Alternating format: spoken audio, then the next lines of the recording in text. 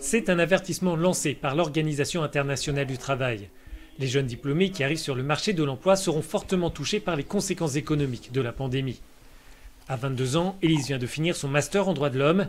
Elle a envoyé une cinquantaine de candidatures, mais la réponse est toujours la même, il y a trop d'incertitudes. Particulièrement en ce moment, vous recevez des réponses négatives ou des réponses qui indiquent qu'il n'y a pas d'offre d'emploi de toute façon. En fait, il n'y a nulle part où déposer sa demande. Vous recevez aussi des réponses comme « Merci d'avoir présenté votre candidature. Toutefois, à cause du coronavirus, nous suspendons les offres. Nous vous tiendrons informés lorsque les choses auront changé, mais personne ne sait quand cela arrivera. »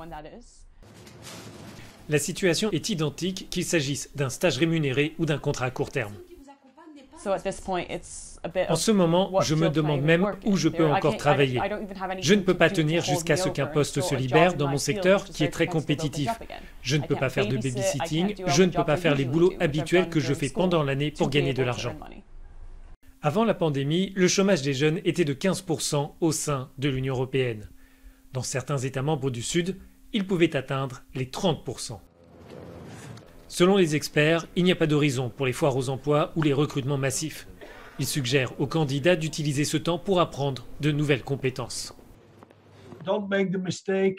Ne faites pas l'erreur de prendre une année académique légère, d'imaginer une année de vacances supplémentaires.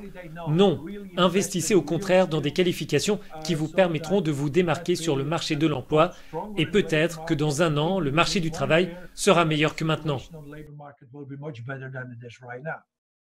L'Union européenne a investi au cours des 7 dernières années 9 milliards d'euros dans la garantie pour la jeunesse. Ce dispositif a permis d'aider plus de 2 millions de jeunes à trouver un emploi. Augmenter les moyens de ce fonds dans le prochain budget européen à long terme pourrait faire la différence.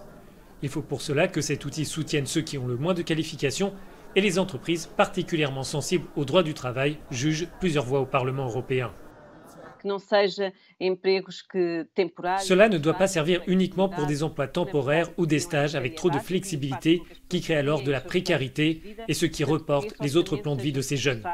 Ce budget doit être renforcé pour obtenir un emploi, les droits qui vont avec. À plusieurs reprises, nous avons dit que les entreprises qui exploitent les salariés et qui ne respectent pas leurs droits ne devraient pas avoir accès à ce fonds européen. Les programmes de l'Union qui permettent d'obtenir un premier emploi rémunéré sont aussi perturbés par les règles de sécurité pour lutter contre le coronavirus.